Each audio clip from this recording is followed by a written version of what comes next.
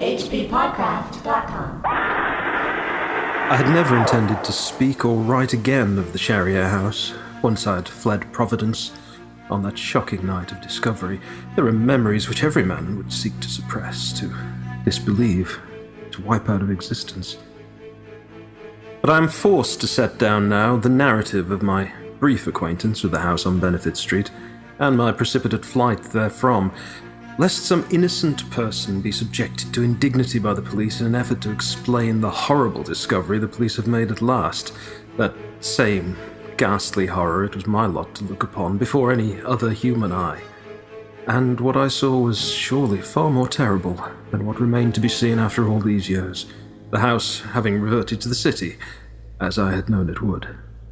That was the first paragraph of The Survivor by August Derleth, and it may be difficult for our listeners to tell because of that excellent reading by John Hancock, returning to the show, doing a great job. That paragraph was also the first sentence of the story.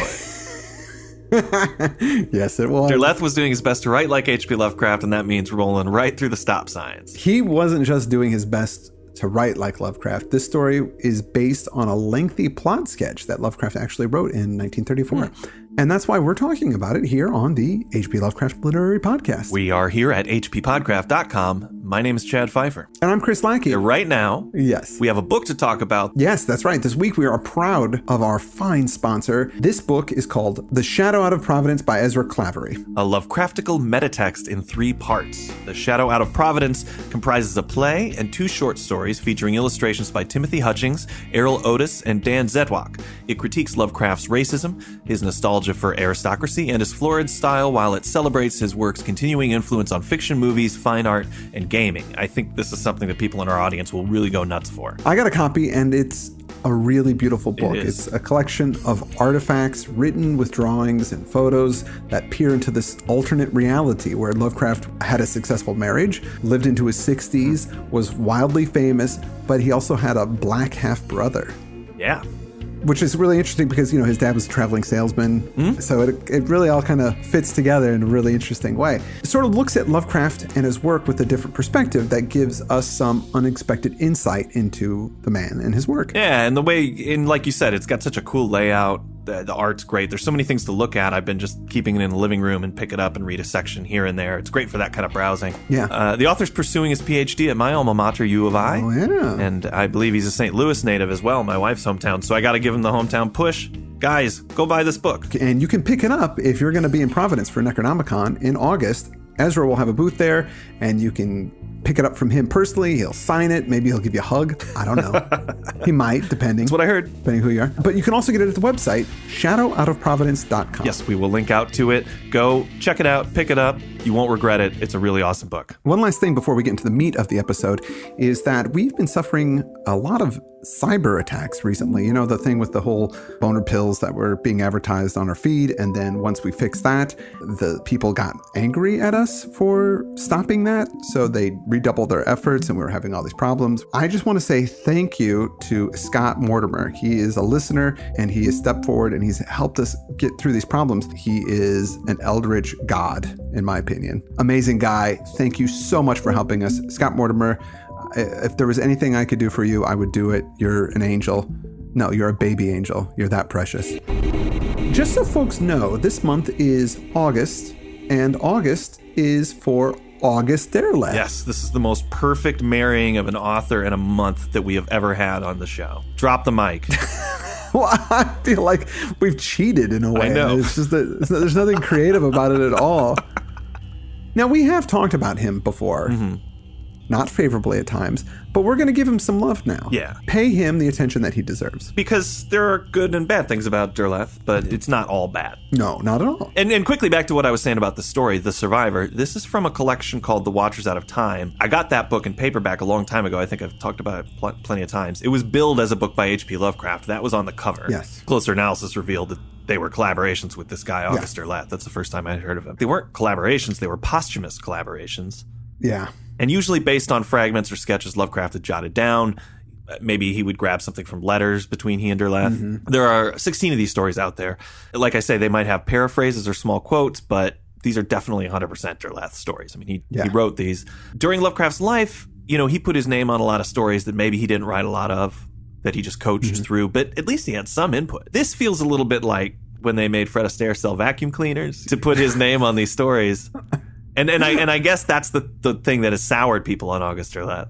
Right. And that's the contradiction that he represents. But he also founded Arkham House with Donald Wandry and is responsible for getting Lovecraft's work published after his death. He invented the term Cthulhu Mythos, which, like it or hate it, we bandy it around all the time. That's what people use. I know Lovecraft preferred Yog-Sothory. Right. But that's not what people use. And even the way that he kind of classified a lot of these creatures has carried over into how we perceive Lovecraft's work. It's really important to point out, and we've said it once before on the show, if not many times, is that he, by making Arkham House, kept Lovecraft stuff in print. And if it wasn't for him, he would have just disappeared into obscurity. And think about how many shows that we've done about Lovecraft that are bad. I mean, I would hate to be painted. Hopefully we've done some stuff to popularize this author, but we've also made a lot of terrible jokes. And riding on the coattails of Lovecraft. Look at those guys profiteering off of somebody's work. So I also feel a little close to Derleth in that respect. Yeah, bit of kinship in a way. Let's talk about the story, though. Starting off with a quote from Algernon Blackwood's The Empty House. That's what the story actually opens with, is a quote. Right. It talks about how houses can just have creepy vibes. Right. That this is a thing that is natural in the world, that for some reason it's not necessarily ghosts, it's not creepy demons, it could just be something abnormal about a house. Right. It's just got that bad feeling. And then after that opening quote, we get that paragraph-shaped sentence we heard at the top. Some kind of horror has been discovered at the house, a place that the narrator fled at some time in the past, and he just didn't want to think about it anymore. But it's getting opened up again, and so he's got to tell the real story of what went down there. And our narrator, his name is Atwood. He's an antiquarian, someone who deals in very old things, and he is relating the story about his move to Providence in 1930. He was visiting his friend Gamwell, who lives just down the street from this house, and he finds out that the house was called the Cherriere House. The Cherriere House was supposedly haunted. That was the local legend on the street, and no one has lived there for a while. No. The narrator says he doesn't think the house is haunted. Again, kind of touching on the beginning quote. Right. It has this kind of aura of gloom. There's something dark and foreboding about it. Haunted house. Maybe I'll lease it. He notices that the architecture is something similar to buildings that he's seen in Quebec. Yeah, that's the thing that really makes it stand out. And none of the other buildings are built that way. He goes to see his friend Gamwell, who appears to be sick, though nobody knows at the time that Gamwell's actually on his deathbed. He's that ill. And the narrator says, what about that Quebec house and who lived there? What's the deal? It's a man named Cherriere, who was a French surgeon from Quebec. Yeah, the Cherriere house was tenanted by a guy named Cherriere. Gamwell said that he saw the guy once years ago and that he was tall and rough-skinned. Which is kind of a weird way to describe somebody. Yeah. But he died only 3 years ago, and nobody in the neighborhood saw much of him. He was just kind of a recluse, this guy. But he was very old. The details of the doctor's death are vague. Nobody really knows exactly what happened to him, what he died from. He kept himself. People didn't know him well enough to get into what was happening with him. One family actually moved into the house for about a month since the doctor died, but they left, after a month because of strange smells and dampness. And the house has just been empty since then. Yeah, but it's not going to be torn down or anything because Cherriere left instructions with his estate to keep paying property taxes. It's going to stay standing for, people say, like 20 years. And I guess it can be leased by the lawyers, but that's it. I don't know how that works exactly, but they've decided that he's not around, so they're going to lease it out, even though they can't tear it down. Cherriere wrote vaguely that some nephew in the military would eventually show up to claim it. So Atwood tells Gamwell that, I kind of like that place, and I think I'm going to rent it. And Gamwell's like, oh, hey, man, I have heard some horrible things about that house. You should not rent it. And he goes, oh, yeah, okay, what did you hear? Stuff. Yeah, he doesn't want to tell him. Stuff. No, he doesn't tell him. He just is really dodgy about it. He goes, look, if you're not going to be straight with me, just give me the info. And he says, all right, fine. And he gives him the name of the law firm that handles the house. Atwood leases it for up to 6 months. He goes in. The place is well kept. There was a cleaning service that went in about once a month to just dust the place and, keep it in order. But everything is as it was when Dr. Cherriere died. So you have a rational brain because I do. You explained away an important clue. There was no cleaning service. There wasn't? It's inexplicably clean. Is it? I had expected to find the house cobwebbed and dusty, but I was surprised to learn this was not the case, though I had not understood that the lawyers had undertaken to care for the house during the half-century it was to stand, short of someone's appearing to lay claim to it. So nobody's going to send in cleaners until this mysterious nephew shows up. Even hearing you say that, read that sentence again. I know, that's... The sentence is, I had not understood that the lawyers had undertaken to care for the house. Well, just because he had not understood it, is that saying that he... It's saying that he's surprised it's clean because he had no information that would make him think that cleaners had been in there. That's why he expected to find it cobwebbed and dusty. And then I could be wrong. I thought what he was saying was when he walked in, he was surprised, but then later he found out. At that time, he didn't have the information that cleaners were keeping the house maintained. That is the joy that you can find in reading some August Derleth.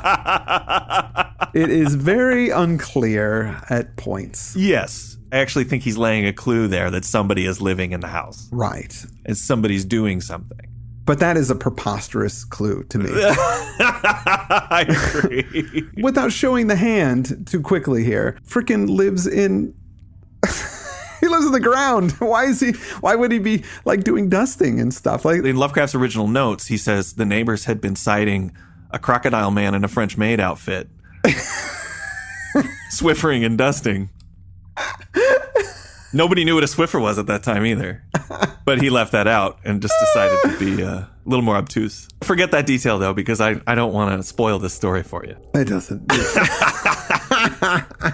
Anyway, but the house, it's a weird house. The rooms either seem too big or too small, but there's nothing in between. The back garden is completely overgrown. Downstairs, there's also a lab and library set up. Strangely, there's all these diagrams and charts of reptiles and dinosaurs all over the lab and library. Yeah, that's the work that this doctor was into. The house occupies quite a bit of space. It says it's 3 lots in width. And in the back, it goes all the way across the block, basically, to a stone wall. So there's only one other small lot behind it with a house. And the other thing about that lab and that library and in the work that he's got there, it seems like he just left in the middle of it. It's not put away or anything like that. It's almost like the cigar still in the ashtray. It's like the doctor left right in the middle of working. I forgot this comes up later. There's an old well. Oh, right, out in the backyard. Boarded up in the backyard. Of course. Because that plays into the story later. So this house is really amazing.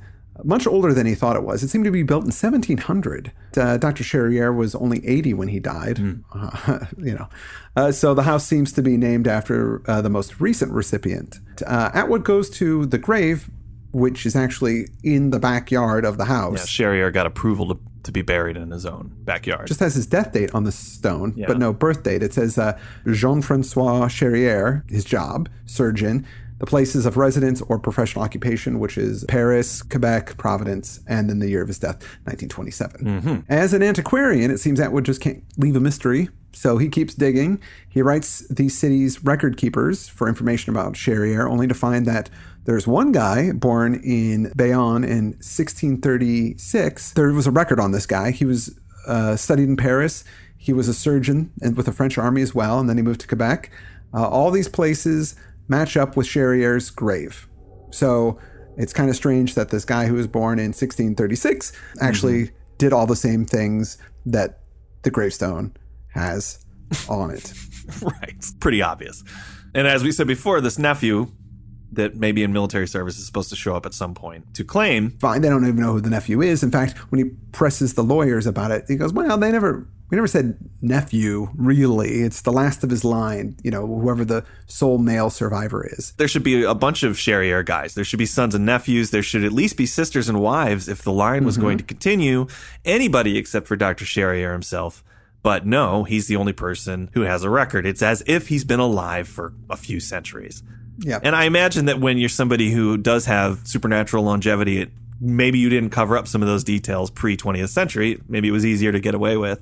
Yeah. It's starting to creep up on old Dr. Charriere. Atwood checks in on Gamwell, who's very ill. He's got some bad condition, which they don't really go into, and he's bedridden. And it seems like you said he's going to die. Yeah, the doctors say don't excite him or tire him with too many questions. And so he says, I heard you. I'm going to go in and I'm going to tire him with a bunch of questions about Charriere. I mean, nevertheless, I was determined to ferret out what I could about Charriere. So maybe our narrator's the one who killed him, just simply by interrogating him. So Atwood asked Gamwell when he last saw Charriere, and he's like, oh, God, 1907. And he goes, well, how old do you think he looked then? And he goes, oh, probably 80. And he goes, okay, so that means that he was like 100 when he died. And then Gamwell goes, yeah, sure. And he goes, well, what did he look like?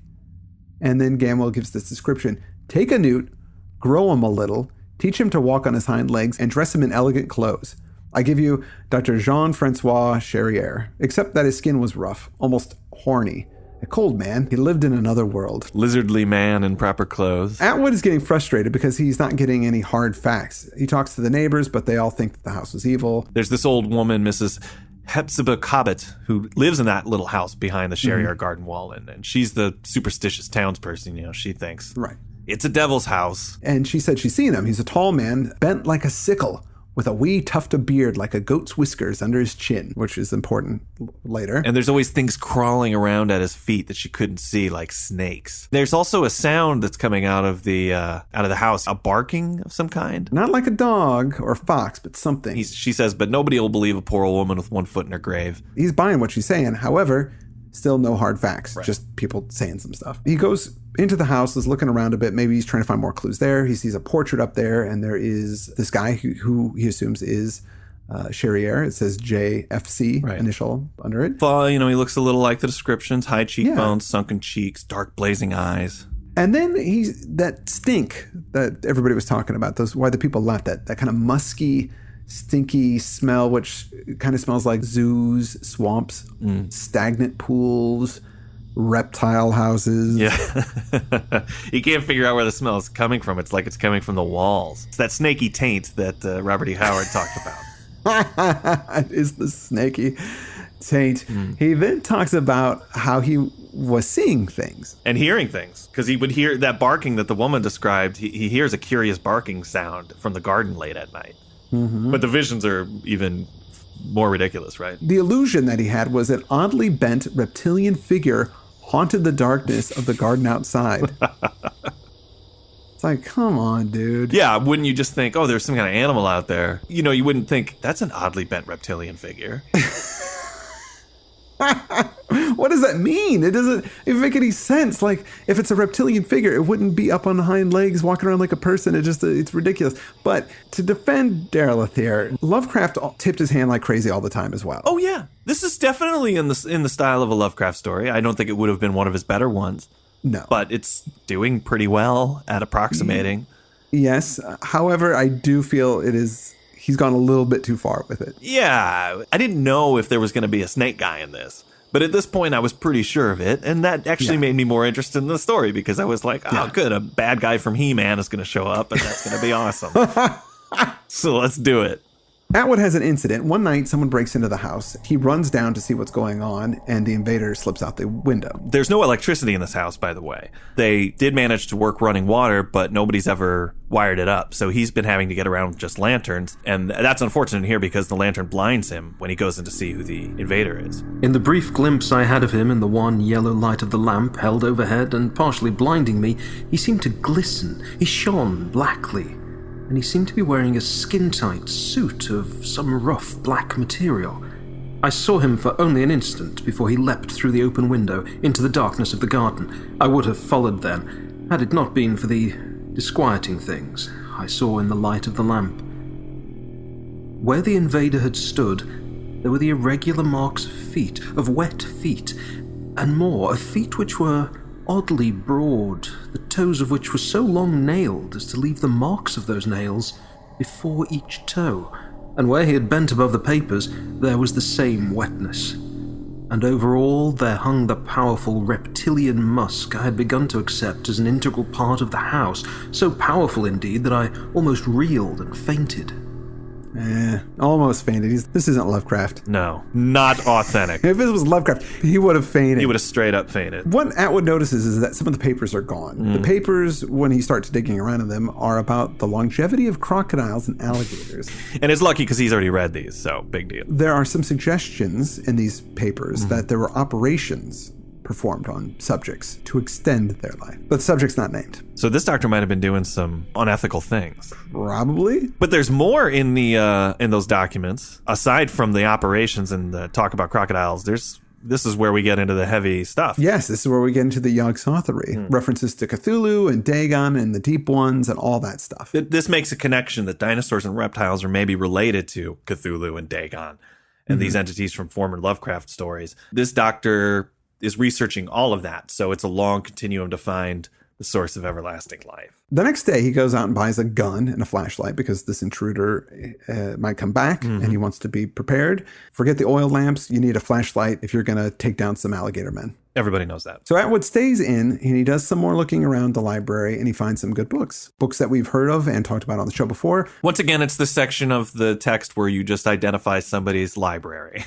Which is very Lovecraftian. Yeah. Atwood also finds a notebook, all with Cherrier's handwriting with these very strange entries. One is 1851 Arkham Goad is the name, D.O. And it has a drawing, presumably, of this Goad character, emphasizing features on them, which are batrachian, frog-like. He's got a wide mouth, heavy lips, low brow, webbed eyes. What does webbed eyes mean? I don't know. Squat physiognomy. He goes, maybe D.O. stands for Deep One.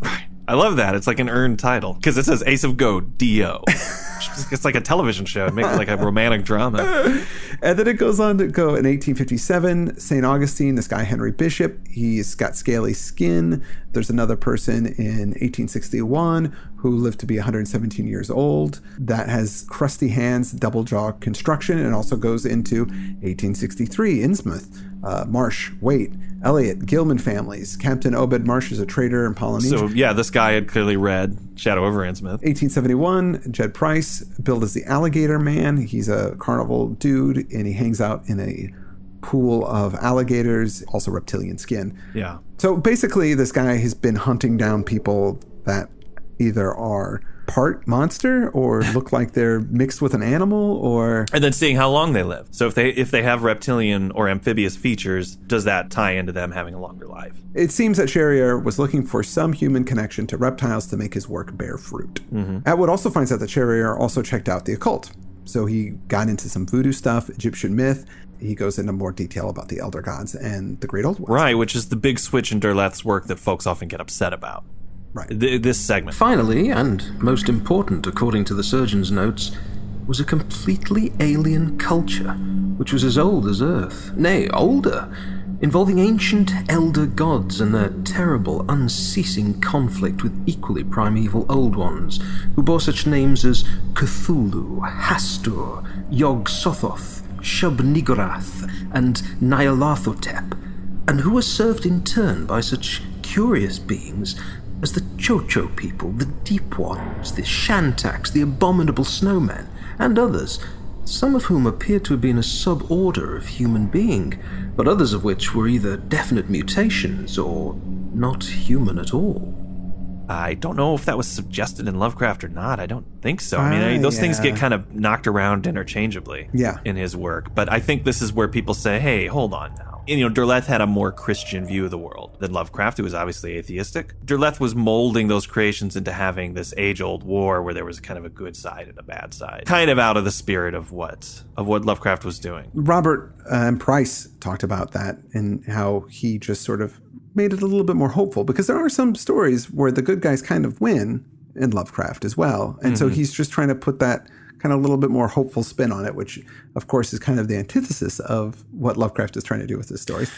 Well, look, we just read The Space Eaters and that had cool monsters in it, but they ended up, winning using a crucifix. As long as you don't accept this as any kind of doctrine system, then it doesn't matter. It doesn't matter. So it's nothing to get your panties in a twist about it. No. Anyway, it seems like the doctor was also doing some surgery, altering somebody, and this is one of his notes, altering their tailbone, opening up a kind of an aperture in their bottom, I guess, so that the tailbone can be extended. And then it says together with other unusual practices of a macabre nature. So maybe you're opening up the slits in the skin and you're opening up the space for the tailbone because you're going to do something that will have you grow a tail and will have your skin expand. I guess what it is that there's some kind of magic or ritual that he's doing to get lizardy.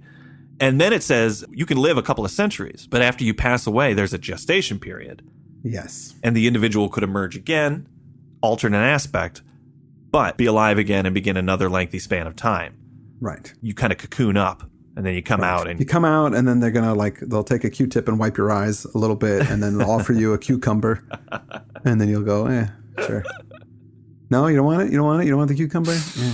But while our protagonist is reading about all these things in Dr. Charrier's research, he starts to feel like, is somebody watching me? He does a cool little trick, opens up his pocket watch, and in the mirror in the watch, or in the highly polished case, he sees some kind of horrible travesty of a human face behind him. Yeah. So he's peeking over his shoulder while he's looking at the notebook. He turns around. It's gone. It's gone. Atwood sits in the dark waiting for the intruder to return. He's armed with his gun and the flashlight. First he hears the sound, then that bark. It's that barking like an alligator. Yeah. And I think it's just the lizard thing trying to communicate with him like, hey, don't shoot me. I'm a person. I have rights. You just don't understand me. Yeah. Just because I lived a long time. I mean, if he'd come up with some kind of serum that helped people live for a long time, he'd be hailed as a hero. Right. And that's what this guy's working on. But because he looks like a lizard man, it's like, hell no, I'm going to shoot you. And that's it. Blam, blam, blam. 4 times. And he's like, don't fucking shoot me, man. I'm a doctor. This story is definitely in support of kill the things you don't understand. Yeah. Because the thing doesn't really do anything bad. When he breaks into the house, he's getting some papers because he doesn't want anybody to steal his research because he's put his whole life into this, his long, long life. He doesn't do anything malicious at all in the story. They maybe imply some stuff with the surgery, but I think he was doing the surgery on himself. Yeah, I think so too. Anyway, he blasts him, hits him all 4 times. He runs off, follows the trail of blood to the backyard. The old boarded up well, guess what? Open, and there's a ladder going down into it. The well is mostly dry. It leads to a tunnel that leads to the coffin of Charrier. He opens up the casket. It may well be charged that after so many years my memory is no longer to be relied upon. But what I saw there was imprinted indelibly on my memory. For there, in the glow of my light, lay a newly dead being, the implications of whose existence overwhelmed me with horror. This was the thing I had killed. Half man, half saurian. It was a ghastly travesty upon what had once been a human being.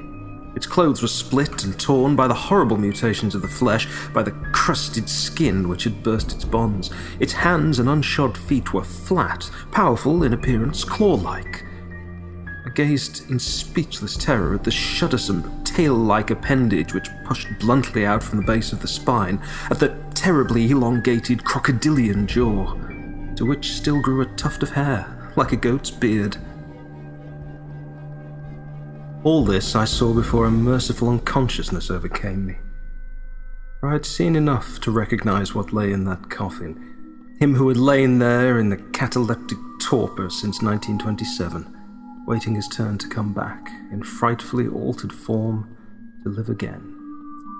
Dr. Jean-François Charrier, surgeon, born in Bayonne in 1636, died in Providence in 1927, and I knew that the survivor of whom he had written in his will was none other than himself, born again, renewed by a hellish knowledge of long-forgotten eldritch rites, more ancient than mankind, as old as that early vernal earth on which great beasts fought and tore.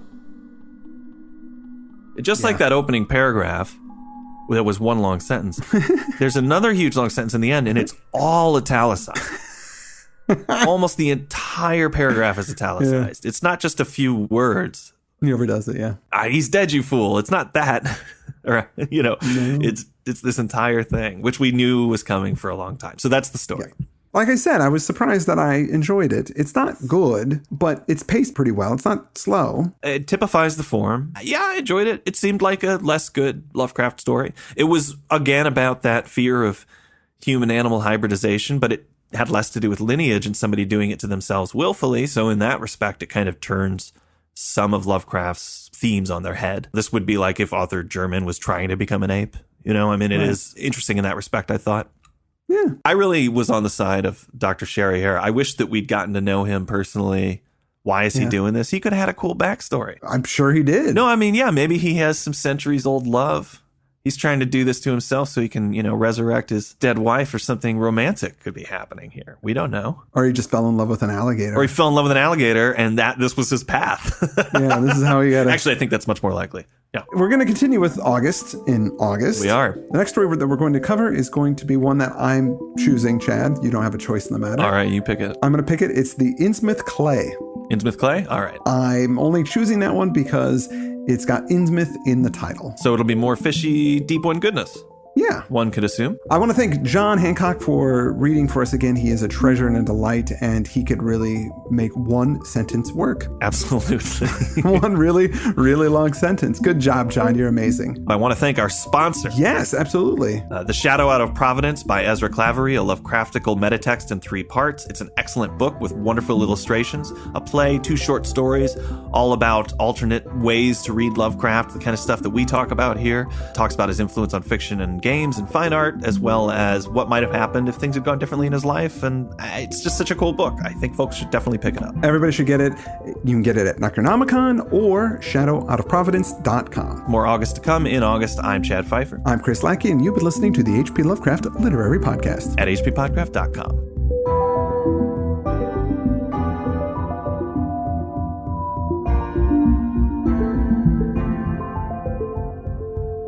hppodcraft.com has produced this record from actual recordings made at sea.